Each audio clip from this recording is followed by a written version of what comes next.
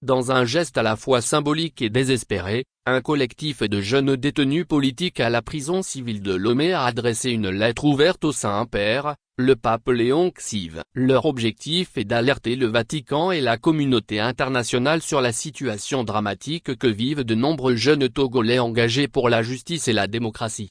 À la tête de cette initiative se trouve René Missodé Kofi, plus connu sous le pseudonyme À votre avis, un créateur de contenu devenu une figure emblématique des voix dissidentes au Togo. Son état de santé, selon des sources proches de la prison, s'est récemment dégradé. Il a été transféré d'urgence au Chute-Coin, Cabano, le samedi 10 octobre, avant de réintégrer la prison 4 jours plus tard, le 14 octobre.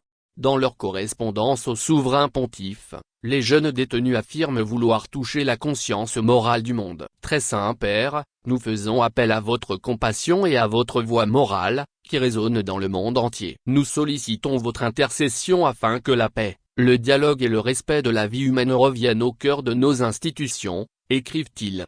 Le collectif dénonce les violences, la peur et la répression qui frappent une grande partie de la jeunesse togolaise en raison de leurs opinions, de leur engagement ou de leur rêve d'un avenir meilleur. Par cette démarche, ils espèrent que le Vatican et l'Église catholique useront de leur influence pour encourager un retour à la paix, au dialogue et au respect des droits humains au Togo. La lettre est signée par René Missodé Kofi, Aziakou Komi Blaise et Amévor Komi Blaise, tous détenus à la prison civile de Lomé. Arrêté le 27 juin 2025 alors qu'il animait un live sur TikTok dénonçant la répression des manifestations de juin, René Missodé Kofi, alias À votre avis, avait été enlevé et détenu dans un lieu secret avant d'être torturé, selon plusieurs organisations de défense des droits humains. Il a ensuite été présenté à la Direction centrale de la police judiciaire, DCPJ, puis placé sous mandat de dépôt pour troubles aggravés à l'ordre public, atteinte à la sûreté intérieure de l'État et incitation à la révolte populaire.